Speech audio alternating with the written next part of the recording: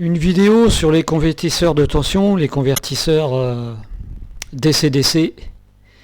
Alors ces trucs là sont très pratiques parce qu'à l'entrée on peut avoir une tension inférieure à la sortie. C'est-à-dire que dans mon cas, à l'entrée je vais avoir 12 volts et à la sortie j'aurai 13 volts, ça permet de compenser les pertes dans les câbles. Moi mon câble d'alimentation d'antenne il fait plus de 5 mètres, si j'avais pas ça, à l'autre bout du câble j'aurais pas 12 volts. Donc là, je suis sûr que à l'autre bout du câble, j'aurai 12 volts minimum. Sauf qu'il y a un petit problème, c'est que ces trucs-là génèrent beaucoup de parasites. Là, on voit bien que le transistor est commandé par une largeur d'impulsion.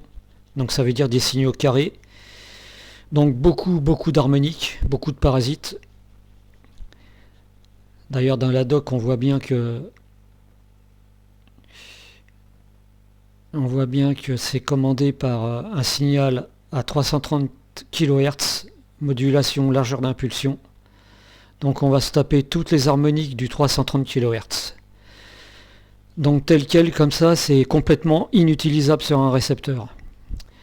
Mais il y a un moyen d'améliorer, c'est ce qu'on va voir. Le convertisseur est connecté au récepteur, et effectivement aux alentours de 330 kHz, on a bien la fréquence de l'oscillateur qu'il y a dans le convertisseur. Et il y a même toutes les harmoniques qui vont avec.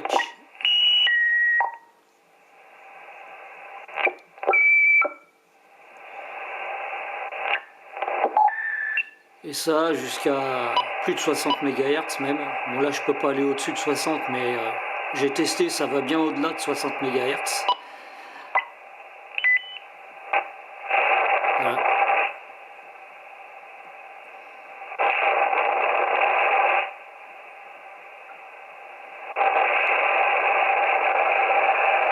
Donc voilà, c'est complètement inutilisable.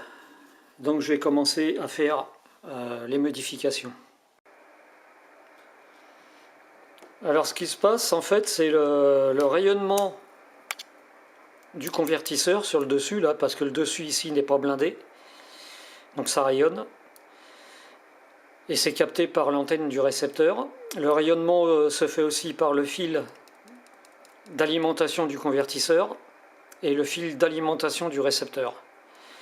Donc tout ça, ça rayonne, c'est capté par l'antenne et ça fait un magnifique brouilleur. À la limite, à la sortie du convertisseur, on met un amplificateur, on peut faire un très bon brouilleur. Donc c'est parti pour l'amélioration.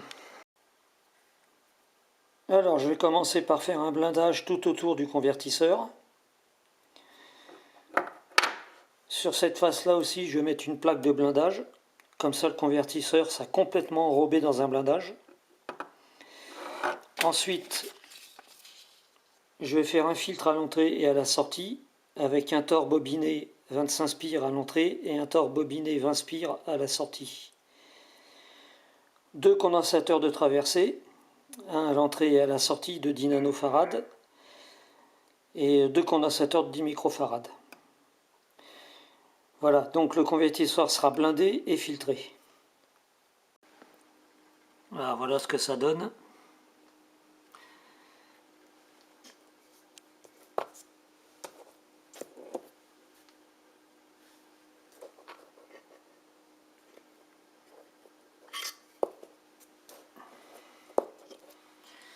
Avec les deux broches négatives reliées à la masse.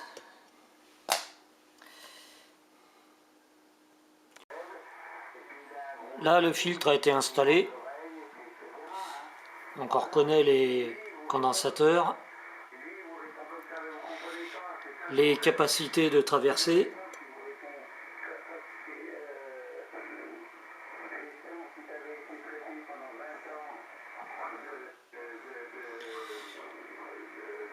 Le tore d'entrée bobiné 25 spires, celui de sortie 20 spires.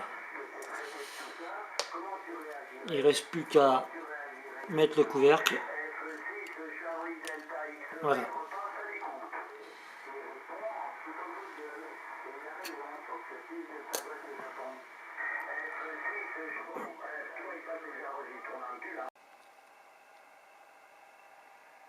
Voilà, c'est fini.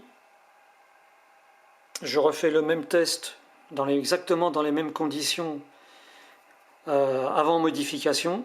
Sauf que là, j'ai mis, pour corser, j'ai mis les deux préamplificateurs en fonction. Et on voit qu'il n'y a plus rien du tout qui rayonne. C'est le calme plat. Je vais aller sur l'harmonique 2. C'est pareil, il n'y a plus rien du tout.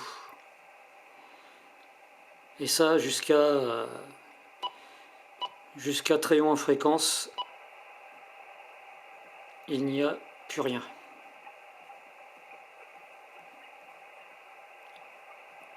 C'est propre de chez propre.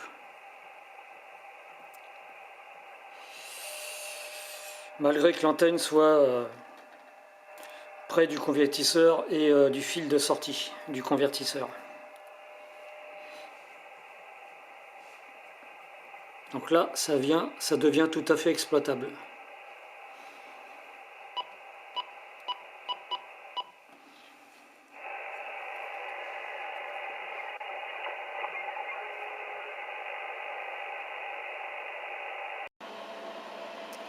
Là, le convertisseur est non blindé et non filtré. Et voilà les dégâts.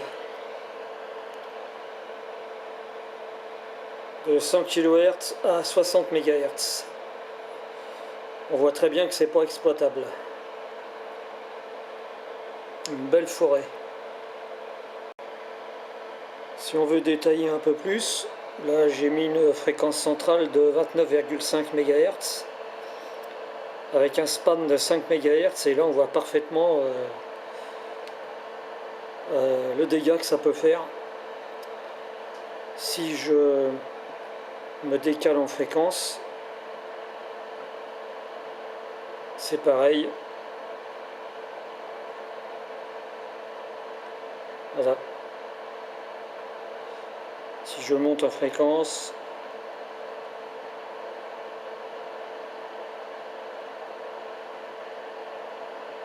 donc voilà les dégâts. C'est affreux. Donc la même chose mais après modification. Et là on voit la différence. Il n'y a pas photo.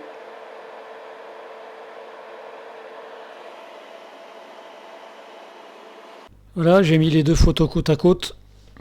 Donc là on voit avant nettoyage et à droite après nettoyage.